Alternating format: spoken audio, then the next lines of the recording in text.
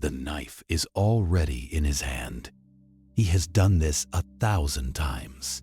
He knows the weight of the blade, the exact angle of the cut, the way the animal stops moving, and the smell changes, thick, copper, warm.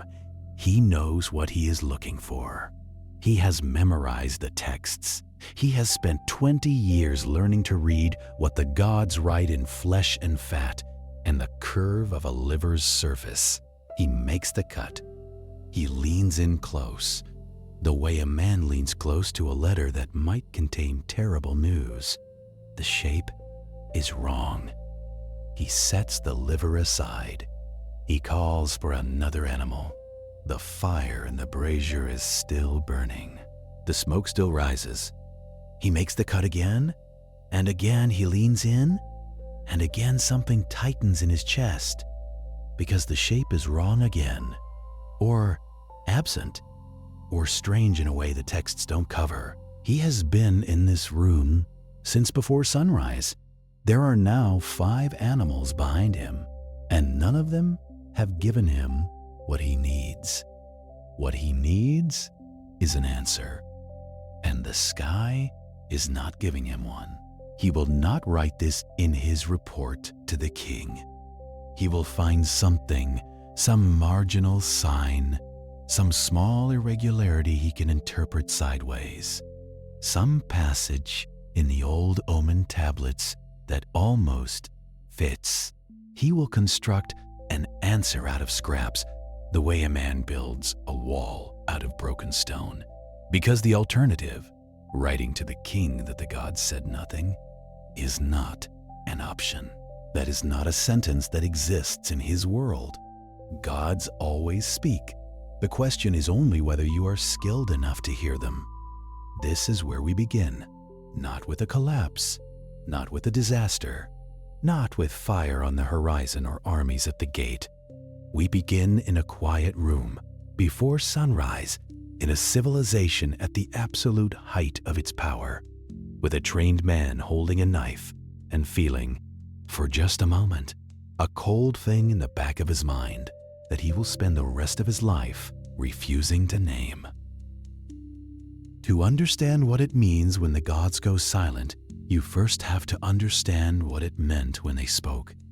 We use the word religion, and we think we know what we're talking about. We imagine temples as places people went to pray, to stand quietly, to bow their heads, to ask for things they couldn't control. We imagine gods as distant figures, somewhere above the clouds, occasionally paying attention. That is not what the ancient world looked like. Not even close. In Mesopotamia, in Sumer, in Akkad, in Babylon, in the cities of the Tigris and Euphrates that built civilization before anyone else, the gods were not distant. They were residents. They lived in cities the same way people did. They had addresses, they had houses, they ate breakfast. The temple was not a place of worship. The temple was a house, and inside the house lived the god, not symbolically, not spiritually, but physically, in the form of a statue made of precious wood and gold and stone, dressed every morning in clean linen, anointed with oils, fed 2 meals a day, entertained with music in the evening, put to bed at night. Priests were not spiritual intermediaries in any abstract sense. They were household staff. Their job was maintenance. They bathed the statue. They changed its clothes. They brought food on a tray and set it before the image and waited a respectful interval before removing the tray. Because the god had eaten what was essential, the invisible nutritive part, and what remained was merely the physical shell of the offering, which the priests were permitted to consume. This was not primitive thinking. This was sophisticated administrative theology. The gods had built the world, the text said, specifically so that humans would manage it on their behalf. That was the deal. That was the contract at the foundation of everything. Humans maintained the gods. and the gods maintained the order of the universe. And as long as both sides held up their end, the rains came and the harvests came, and the cities stood and the stars moved in their proper courses. Communication ran in both directions, but gods needed to eat, and humans fed them. Humans needed to know what was coming, and the gods told them, not in words most of the time, but in signs, in the shape of a liver pulled from a freshly killed sheep, in the pattern of oil spreading across the surface of a bowl of water, in the flight of birds, in the behavior of the flame, in the movement of planets across the sky, which the Babylonians tracked with a precision that still astonishes astronomers today, because to them the sky was not beautiful scenery, it was correspondence. Every anomaly was a message. Every eclipse, every unexpected conjunction of stars, every comet, every unusual cloud formation, each of these was the divine equivalent of a letter. And there were entire professional classes of men whose only job was to read the mail. The omen literature they produced is staggering. Thousands of clay tablets organized into series with names like Enuma, Anu, Enlil, when the gods Anu and Enlil, covering every conceivable celestial event and its meaning. If the moon halos on the 15th day, such and such will happen. If Jupiter stands in the constellation of the Scorpion, such and such will happen to the king.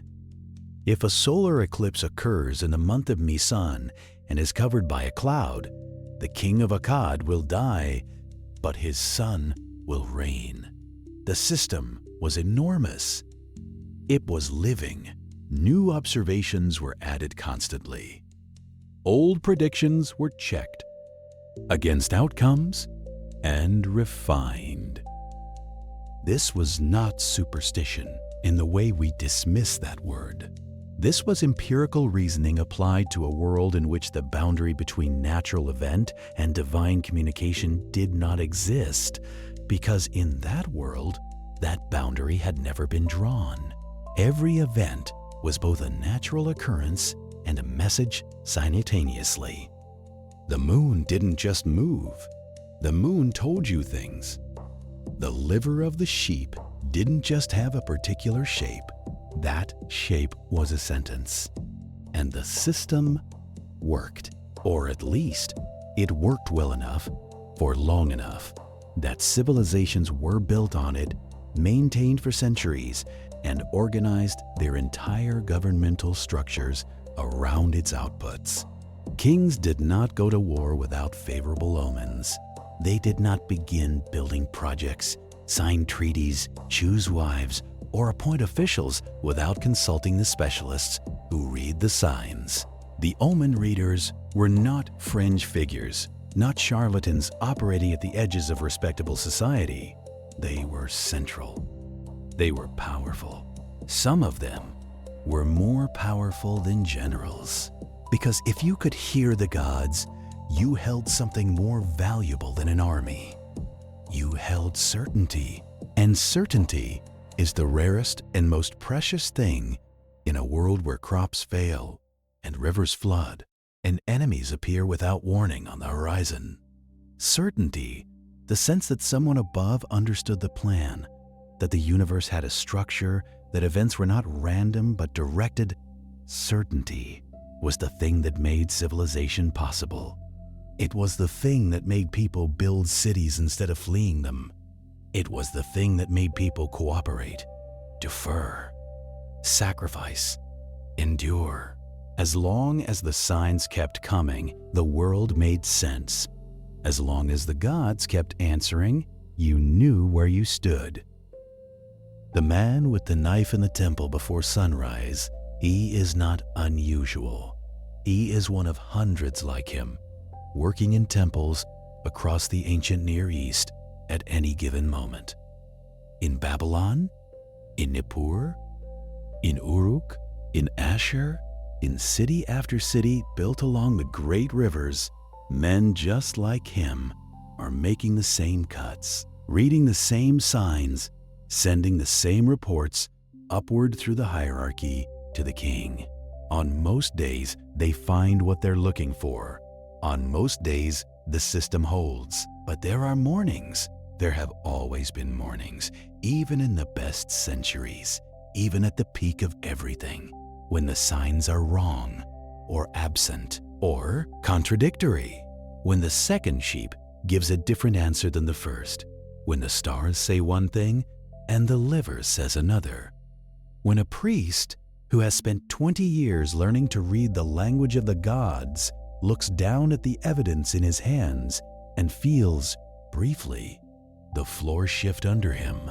These moments were recorded. The Babylonians kept records of everything, obsessively, on tablets that have survived 4,000 years in the dry Iraqi earth. And in those records, you can occasionally find the human trace of what it felt like when the answer didn't come.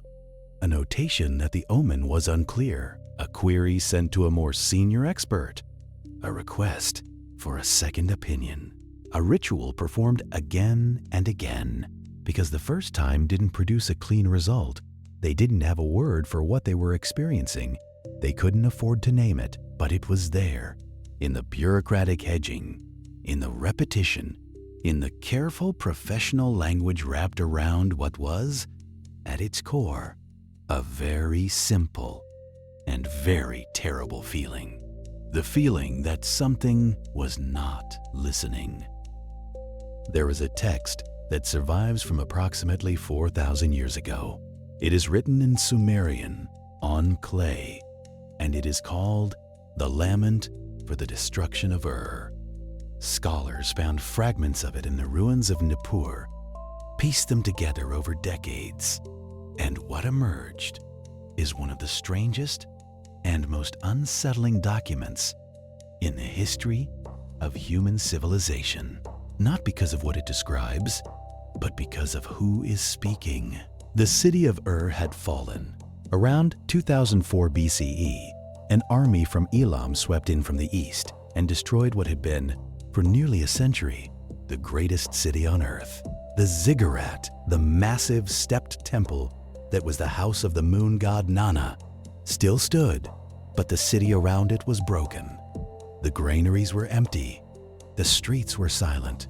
The people had been killed or taken as slaves, and the ones who survived were scattered, living in the ruins of something that had been, until very recently, the center of the known world.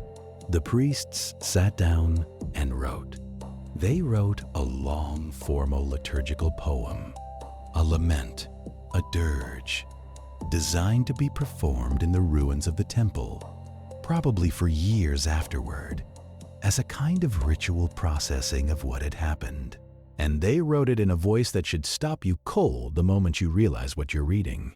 They wrote it in the voice of the goddess Ningal, Nana's wife, the divine mother of the city, the goddess whose temple they served, whose statue they had dressed every morning and fed every afternoon and addressed every prayer toward for their entire professional lives.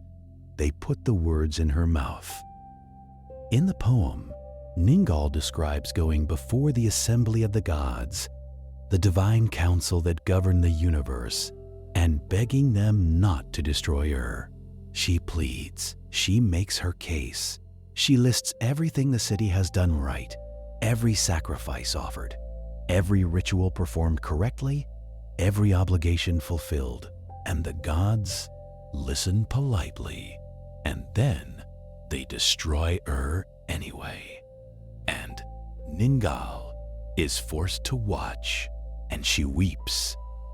And then she leaves. She abandons her own temple, her own city, her own people, because that is what gods do when a city falls. They leave first. They don't stay to be captured. They walk out the divine door before the human doors are broken down. This is the official explanation. This is the version the priests composed and preserved and performed. The city fell because the gods decided it should fall. Ningal herself told us so. We know because she said it right here in this text that we wrote. Read that again. The priests wrote the text. The priests gave the goddess her lines. The priests constructed in careful literary Sumerian the divine explanation for a catastrophe that the gods had never actually explained, because the gods had said nothing. There had been no divine communication. No sign had come warning that would fall. No omen reader had sent a report to the king saying that Ningal had indicated her intention to vacate the premises. The city fell the way cities fall, through military force, through political collapse, through the grinding and unglamorous machinery of human violence. There was no divine announcement. There was just the army at the gate, and the fires, and the silence afterward. And into that silence, the priest spoke. This is the mechanism. This is the thing that no history textbook quite captures, because it's not comfortable to say plainly, when the gods went silent, the people who served them began to speak for them. Not dishonestly, necessarily, not as cynics or frauds. In the logic of their world, in the theology they had inherited and lived inside, the gods could not actually be absent. The gods could not be nothing. So, if communication had broken down, if the signs were unclear, if the disaster had come without warning, then the only possible explanation was that the communication had happened, but they had failed to read it correctly, or that the gods had communicated through the catastrophe itself, through the fall of the city, through the enemy army, through the fire. The lament was the interpretation. The lament was the retroactive translation of silence into speech. And it is an extraordinary document because of what it reveals about how far humans will go to maintain the fiction of divine contact. Ningal's lament is not just theologically convenient, it is emotionally devastating. It is written with real grief, real tenderness, real despair. The goddess does not want to leave her city. She is heartbroken. She begs the other gods for mercy and is refused. She walks out of her own temple with tears on her face. Whoever wrote this, whatever his name was, whatever he personally believed, wrote it with the emotional force of someone who actually felt the loss. The grief is real. The poem captures something true about what it feels like when the thing that protected you is gone. The fiction was also a form of mourning. And that matters, because this is not simply a story about priests manipulating theology for political purposes, though that was certainly part of it. This is a story about what happens inside a human mind when the framework of meaning collapses. The people who wrote the lament for were not stupid. They were not simple. They were highly educated, sophisticated men living in the wreckage of something enormous. And they did what humans do when meaning collapses. They reconstructed it. They found the narrative. They built a story that contained the disaster rather than being overwhelmed by it. They put a frame around the unbearable and called the frame truth. Ningal spoke because she had to speak, because the alternative, a universe in which fell for no divine reason, in which the gods had neither warned, nor wept, nor decided anything, in which 4,000 years of careful ritual maintenance had bought exactly nothing. That alternative was not a thought that civilization could survive. So Ningal wept. The priests wrote it down, and the ritual continued. There are 5 of these city laments that survive, 5 different texts, 5 different cities, 5 different catastrophes, and each time, the same structure. The god or goddess of the city appears, is shown to have been present, and aware and grieving, is shown to have had reasons, is shown ultimately to have participated in the destruction even if with a broken divine heart. 5 times in 5 devastated cities, the priests sat down and gave the gods their lines. The repetition is the thing that makes your skin go cold, because it means this was not improvisation. This was not one priest in one broken city grasping for an explanation.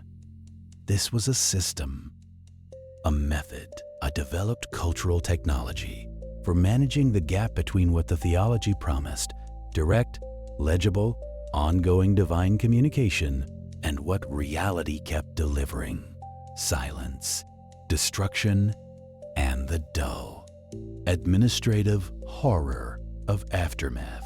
The omen system said the gods spoke through signs.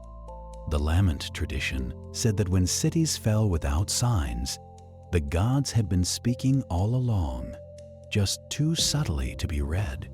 Both systems served the same function. Both were ways of keeping the conversation alive when one party had stopped responding. And the priests, the omen readers, the lamentation priests, the men who dressed statues and slaughtered animals and recorded celestial anomalies on clay tablets, they were not the cynical operators of a fraud. They were the custodians of something genuinely fragile, the collective human need to believe that the universe was in communication with the people living inside it. That need did not die when the cities fell. It survived in the texts. It survived in the rituals. It survived in the habit of turning toward the sky, even when the sky had given you no particular reason to expect a response. And then something happened that was worse than one city falling. Something happened that was worse than 5 cities falling. In the year 1177 BCE, give or take a decade, the world ended, not all of it, not permanently, but the world that had existed, the interconnected, sophisticated, literate, diplomatically complex Bronze Age civilization that stretched from Egypt to Anatolia to the Aegean to Mesopotamia. That world ended, and it ended so completely, so quickly, and so thoroughly that historians still argue about what caused it, because no single cause seems adequate to explain the scale of what happened. The Hittite Empire, which had matched Egypt in power for over a century, which had fought Ramesses II to a standstill at Kadesh, and forced the first written peace treaty in recorded history, collapsed, not weakened, not diminished, collapsed. The capital, Hattusa, was burned and abandoned. Within a generation, the Hittites as a political entity ceased to exist. Mycenaean Greece, the civilization of shaft graves and gold death masks, and palace bureaucracies that tracked every jar of olive oil and every sheep on every hillside, went dark. The palaces were burned. The Linear B writing system used for centuries to administer the palace economies disappeared completely. Greece entered what historians call the Dark Ages, a period of several centuries in which population declined, long-distance trade stopped, and writing itself was forgotten. Ugarit, the great trading city on the Syrian coast, a cosmopolitan port where merchants from a dozen different cultures negotiated in half a dozen languages, where the earliest alphabet was being developed, where the archives held diplomatic correspondence with Egypt and Hatti and Cyprus.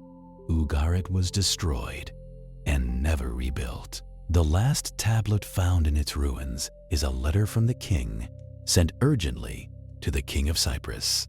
It describes enemy ships offshore. It describes fire. It describes the city being consumed. It asks for help. No help came. The tablet was never sent. It was still in the kiln, still being fired. when the city fell around it. Someone had been in such a hurry that they left the letter baking. We found it 33 centuries later in the ruins, still in the oven. This is what the end of the Bronze Age looks like up close. A letter that never got out. Within a few decades, on either side of 1200 BCE, virtually every major palace civilization in the Eastern Mediterranean either collapsed entirely or was so severely damaged that it never fully recovered. The trade networks that had connected Egypt to Anatolia, to Greece, to Cyprus, to the Levant, networks sophisticated enough to move tin from Afghanistan to the workshops of Crete, these networks dissolved. The palace economies that had redistributed grain and wool and bronze across entire regions shut down. Population fell. Cities shrank or were abandoned. The written records stop. And for generations there is only archaeology, potsherds and burned layers, and the silent evidence of things that no longer existed. The scale of this collapse is almost impossible to process because these were not primitive cultures on the edge of viability. These were the most sophisticated human societies that had ever existed. They had professional armies, bureaucratic states, diplomatic archives, astronomical observatories, literary traditions, medical knowledge, engineering capable of constructing buildings that still stand. They had been doing this for centuries. They had survived famines and droughts and wars and internal rebellions. They had developed systems specifically designed to be resilient, to absorb shocks, to continue. And then, in the space of roughly 50 years, most of them were gone. Now think about this from the inside, not from the position of a historian with a 3,000-year perspective, from the position of a priest in a Hittite city, or a scribe in a Mycenaean palace, or a diviner in the court of Ramesses III, watching the reports come in from the edges of the known world. First, it's rumors. The Hittite capital is having difficulties. There are raids along the coasts. A city in Cyprus has been damaged. These are not unusual things. Cities have always had difficulties. There have always been raids. The divination priests consult the omens, read the livers, check the stars. The signs are mixed. There are bad omens, but there are always bad omens somewhere. Bad omens are the background noise of Bronze Age governance. You manage them.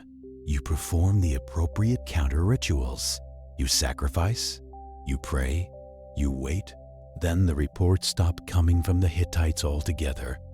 Then a city you have traded with for 200 years sends a desperate letter and then goes silent. Then another.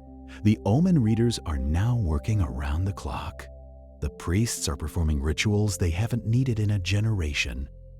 Animals are being slaughtered at a rate the temple kitchens can barely manage. Every priest with any skill at reading celestial signs is pressed into service. The king wants to know what the gods are saying. The king needs to know what to do. The king is sending urgent queries to the divination teams. What is coming? Where should the armies go? Which direction is safe? And the signs are terrible. Or they are contradictory. Or they are increasingly simply absent. Not clearly bad, not clearly good, but murky in a way that no standard interpretation covers, requiring the priests to reach further and further into the margins of the omen literature for anything that fits, constructing meanings out of increasingly thin material, sending back reports that are careful and technical, and ultimately tell the king almost nothing useful. Because the gods are not telling them anything useful. The gods are not, apparently, telling them anything at all. There is an Egyptian text from this period, a long inscription from the reign of Ramesses III at the temple of Medinet Habu that describes the invasions of the sea peoples, the waves of migrants and raiders who contributed to the collapse. The language in the inscription is vivid and terrible. No land could stand before their arms, it says. Cities are described as burning, countries as being laid waste. The text reads like a trauma survivor trying to explain something that defies explanation. But what is striking is the theological framing. Ramesses III, in this inscription, claims victory. He defeated the Sea Peoples. Egypt survived, and the gods, Amun, Ra, the entire Egyptian divine hierarchy, they had been with him the whole time. They had guided his hand. They had protected the kingdom. This is exactly what you would expect a pharaoh to say, but read it knowing what actually happened. Egypt survived technically, but was so severely weakened by this period that it never again projected power beyond its own borders in the way it had for centuries. The empire was gone. The wealth was gone. The great temple construction project stopped. What Ramses III was claiming as a divine victory was, in material terms, the beginning of a long decline that ended with Egypt as a second-rate regional power. He said the gods had spoken. He said they had been present, had guided, had protected. He said this because the alternative, admitting that the gods had watched and had not intervened, or had intervened and failed, or had simply not been there, was an alternative that could not be spoken from the throne of Egypt. So the gods won the battle.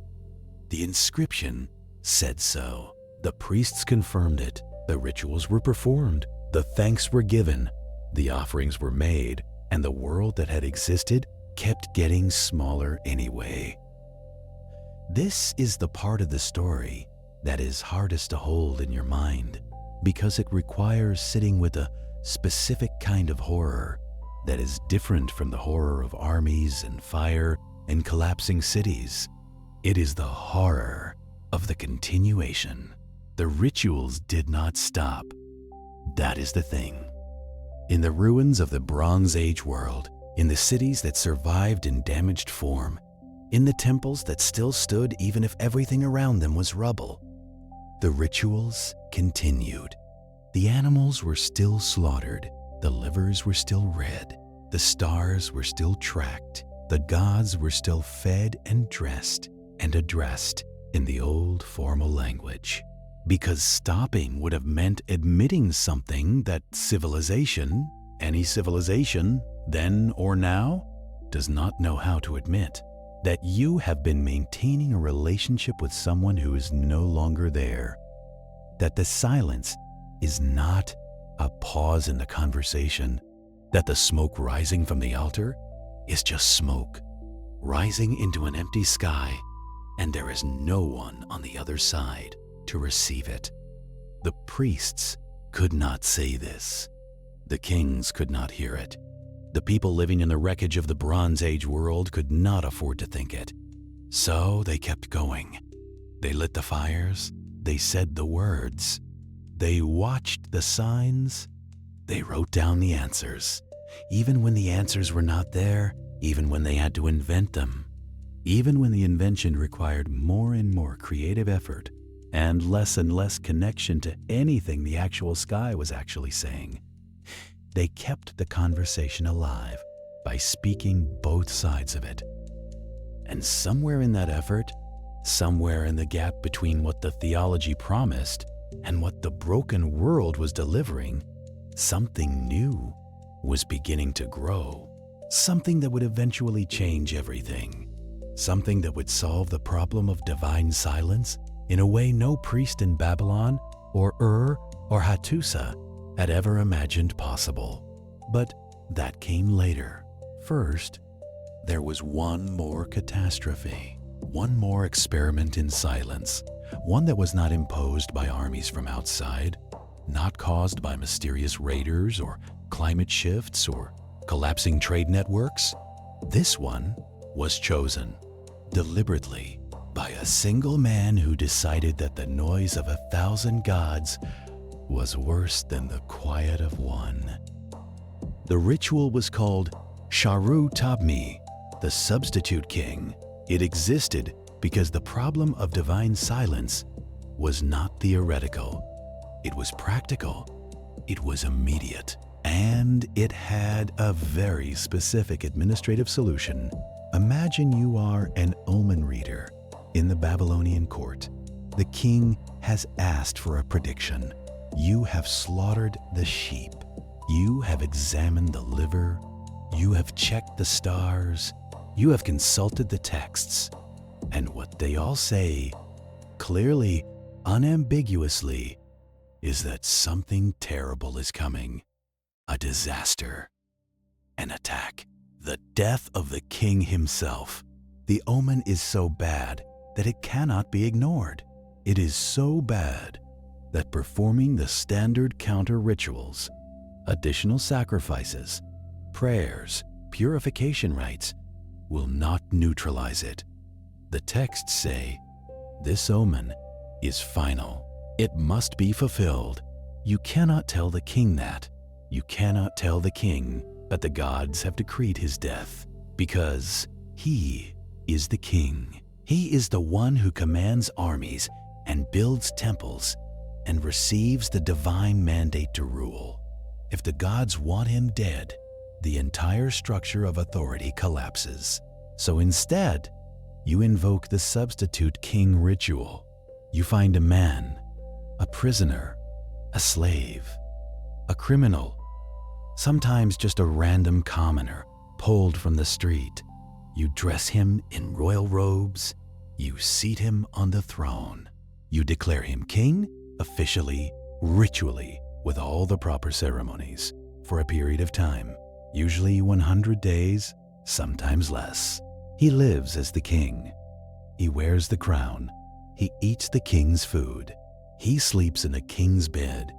And whatever bad omen was predicted, the death, the defeat, the catastrophe, it is now understood to apply to him, not the real king. He fulfills the divine requirement. He absorbs the punishment. And when the time is up, he is killed, quietly, off in some temple annex, away from the public eye. The real king returns to the throne. The crisis is resolved. The gods have been satisfied. The omen has been fulfilled, and the system holds. This was not a secret ritual. It was documented in the omen texts themselves. There are tablets that describe exactly how to perform it, when to invoke it, what to do with the body afterward. It was a standard procedure. It was bureaucracy applied to the problem of gods who would not be quieted, and it reveals something essential about how deeply the Bronze Age mind was structured around the expectation of divine response. The gods were not optional. The gods were not abstract. The gods were agents, powerful, capricious, dangerous agents who could and did make decisions about human affairs. And when they made a bad decision, when they sent an omen predicting disaster, the only way to negotiate with them was through this elaborate, grim human theater. You could not argue with the omen. You could not ignore it. You could not say, the gods are wrong, or the gods are mistaken, or the gods are silent and we are on our own. Those sentences did not exist. The only option was to satisfy the demand, even if it meant killing an innocent man and calling it justice, even if it meant dressing a stranger in royal robes and pretending he was the king, even if it meant building your entire system of governance around the premise that the universe was a conversation that had to be kept going, no matter the cost. The substitute king ritual was one solution to the problem of too many bad signs. There was another solution, more radical, more absolute, and in its own way, even more revealing. About a century and a half before the Bronze Age collapse, in Egypt, a pharaoh named Akhenaten did something that no ruler in history had ever done before. He shut down the conversation entirely. Akhenaten took the throne around 1353 BCE. Egypt at that time was at the height of its power, wealthy, stable, militarily dominant. The religious system was as elaborate and polytheistic as anywhere on earth. Thousands of gods, hundreds of temples, tens of thousands of priests. The god Amun alone had a priesthood that rivaled the bureaucracy of the state itself, with lands and revenues and political influence that made the high priest of Amun one of the most powerful men in the kingdom. Akhenaten declared all of them obsolete. He closed the temples. He confiscated their lands. He disbanded the priesthoods. He ordered the names and images of the old gods erased from monuments and walls. Amun, Osiris, Ptah, Isis, Seth, gone. The entire pantheon erased as if it had never existed. In their place, he elevated a single god, the Aten, the visible disk of the sun, represented as a circle with rays ending in hands that bestowed life on the royal family. The change was total.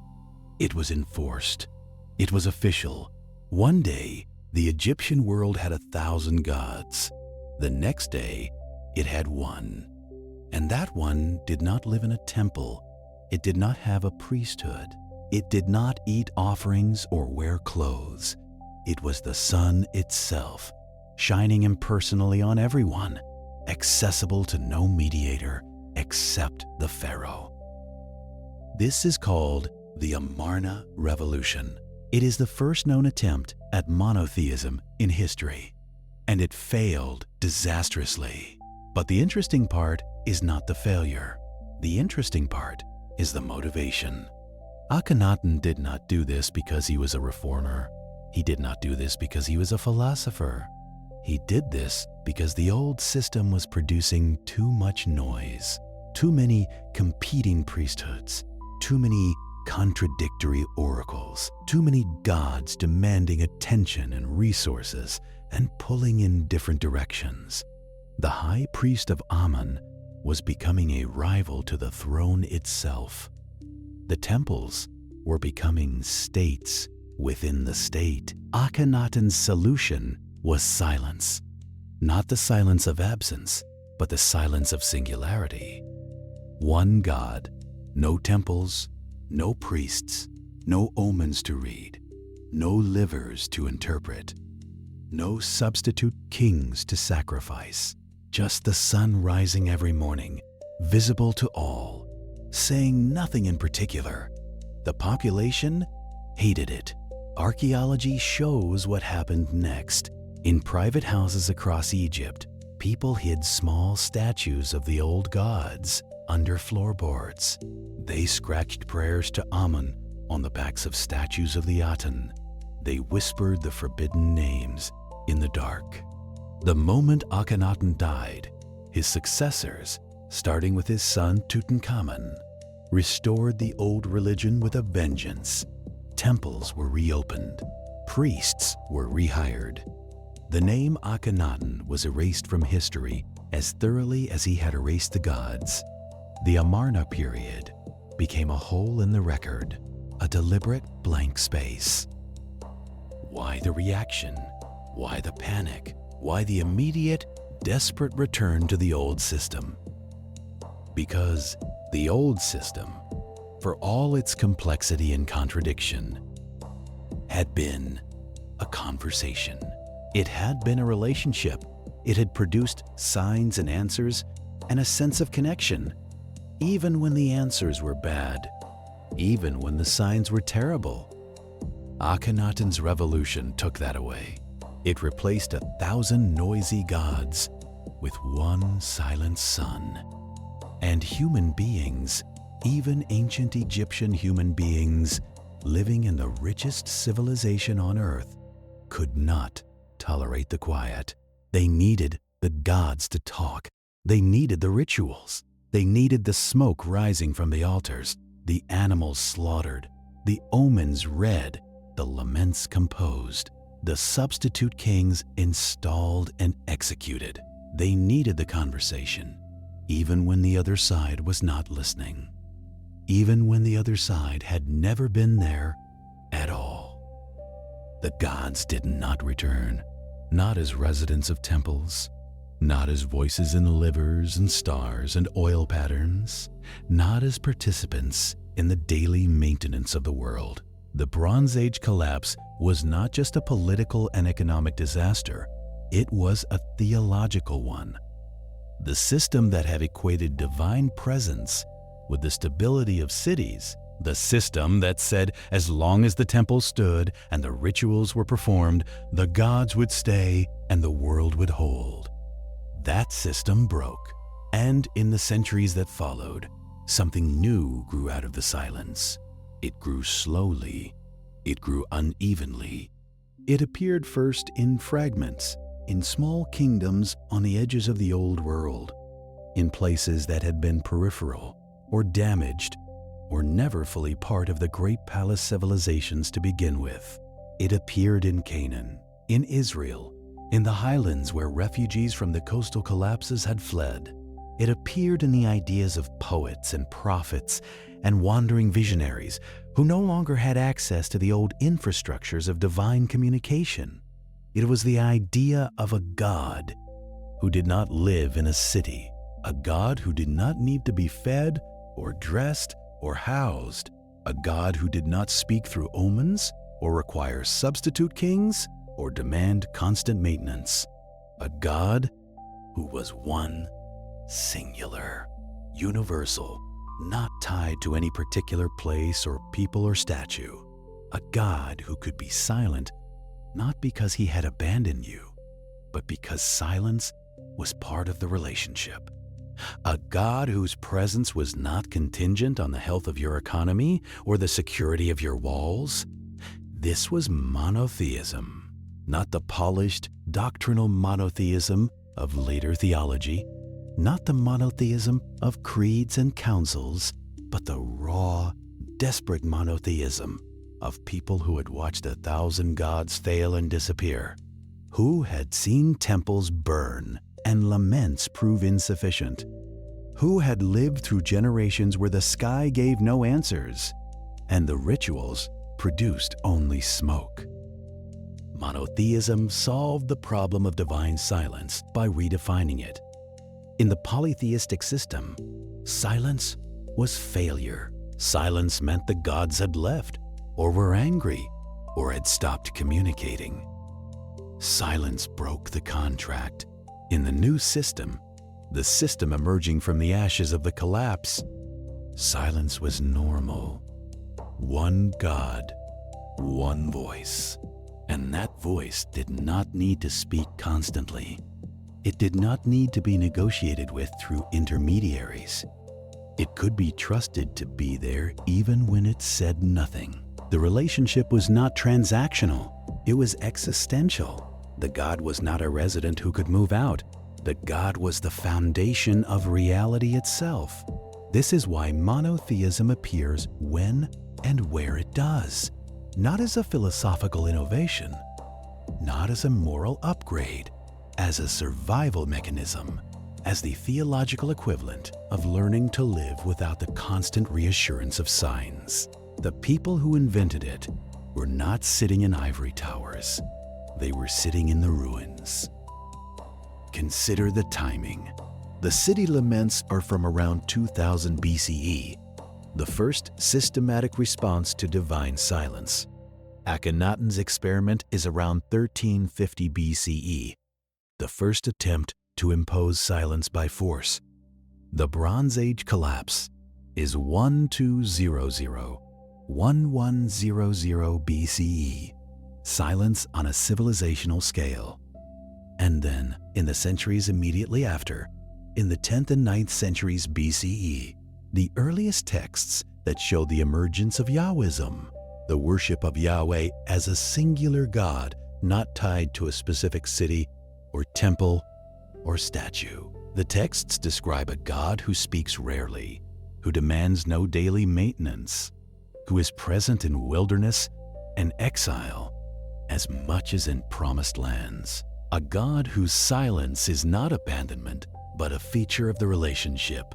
This is not coincidence. The collapse created the conditions. The silence forced the innovation. And the innovation worked in the sense that it survived. It spread. It outlasted the old systems. But the people living in the transition, the people who remembered the old ways, who had grown up with omen readers and substitute kings and city laments, who had seen the temples close and the gods go quiet and the world shrink to something unrecognizable. Those people did not experience this as progress. They experienced it as loss. Now the real horror begins to emerge, because the old system was not just theology. It was infrastructure. It was the operating system of the Bronze Age world. And when it failed, there was no backup, no alternative plan, no plan B for a world where the gods did not respond. The rituals continued. As we have seen, the priests kept reading signs, the kings kept demanding predictions, the substitute kings kept being installed and executed. The laments kept being composed and performed, but underneath the continuation, something shifted. The interpretations became looser. The omen readings became more hedged. The laments became longer and more elaborate, piling theological explanation on top of theological explanation until the original disaster was buried under layers of divine rationale. The priests were still speaking for the gods, but now they were doing it constantly, not just in moments of crisis, but as the baseline state of religious life. The conversation was kept alive not by divine responses, but by human persistence. And this is where the human cost becomes visible. Imagine the priest who wrote the lament for He is not a villain. He is not a liar. He is a man who has dedicated his life to serving a goddess who has now apparently left the building. He composes her farewell. He puts grief in her voice. He performs the ritual in the ruins. And every time he does it, he feels the emptiness a little more acutely. Imagine the omen reader who installs the substitute king. He knows this man is innocent. He knows this is theater, but he performs the ritual anyway, because the alternative is admitting that the god's demand makes no sense. Imagine the Egyptian who hides a statue of Amun under his floorboards. He knows this is illegal. He knows the pharaoh's sun disk is watching, but he whispers to the old god anyway, because the silence of the Aten feels like death. These are not stories of faith under pressure. These are stories of faith becoming its own opposite. A desperate, mechanical performance designed to simulate a relationship that no longer exists. The gods had gone silent. The people kept talking. And in that gap, in the space between the last real omen and the first new theology, lies the true terror of the ancient world. Not the armies, not the fires, not the collapse, the continuation.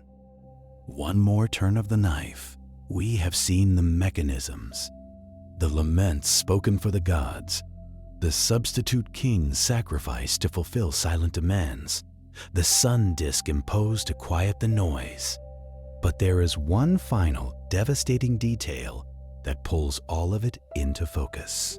In the Babylonian omen texts, those massive, meticulous archives of divine communication, there is a category of predictions that modern scholars call disaster reversals. These are omens that predict catastrophe, but with a specific ritual response that turns the meaning upside down. A bad liver sign becomes good if you perform X sacrifice. An ominous eclipse becomes auspicious if you install a substitute king for Y number of days. These reversals are not rare. They are routine. The system was built to handle them. But buried in the texts are the failure cases, the omens that resisted reversal, the signs that stayed bad no matter what ritual you applied. And the response to those? More rituals, compounded rituals. You add a purification rite, then a procession, then an additional offering, then a night vigil. You pile procedure on procedure until the omen is buried under so much human activity that its original meaning is no longer visible. This is not theology. This is engineering. This is a civilization applying desperate ingenuity to the problem of a universe that refuses to cooperate. The realization lands like cold water. The gods were never the source of certainty. The priests were. The system was. The rituals and the texts and the willingness to invent meanings and speak for the silent, that was what held the world together. When that willingness ran out, the world came apart. The silence was not the end. It was the beginning of everything we recognize as modern religion. But for the people living it, it was neither. It was the room before sunrise, the knife in the hand, the liver that would not speak, the smoke rising into nothing. He stands in the doorway of what used to be her temple, the goddess Ningal, her house, the place where he has spent every morning of his adult life, lighting the brazier, arranging the offerings, speaking the words that kept her here, kept the city here, kept the world turning in its proper courses. The city is gone. The walls are breached. The granaries are ash. The people are gone or dead or scattered into whatever future awaits people who no longer have a home. She is gone. He wrote the poem that said so. He gave her the words to explain her departure.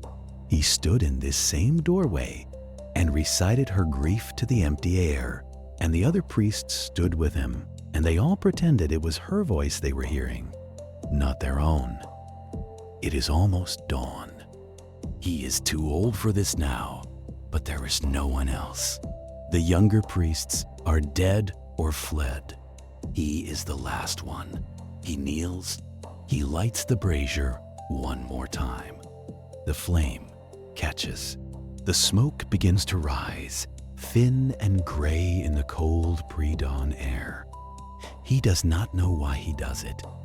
There is no one to receive the smoke. There is no goddess to smell the offering. There is no city to protect. But his hands move anyway. The tinder, the kindling, the oil. The words come out of his mouth. The old invocation, the one he has said 10,000 times. He does not believe them anymore. Or perhaps he does. Or perhaps belief is not the point. The point is the motion, the gesture, the thing you do because it is what you have always done.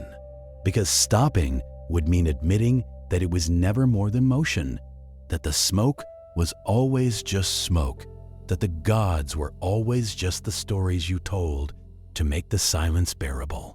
The sky lightens. The smoke disappears into it. He watches it go. He will do this tomorrow and the day after, as long as he has wood for the fire, as long as he has breath for the words. Not because she will return, but because he does not know how to live in a world where no one is listening. We are still that priest. We light our own fires. We speak our own invocations. We perform our own rituals, not in temples perhaps, but in the structures we have built to simulate certainty, to fill the quiet spaces where answers used to come. Science gives us omens now. Data gives us signs. We read the numbers. We track the patterns.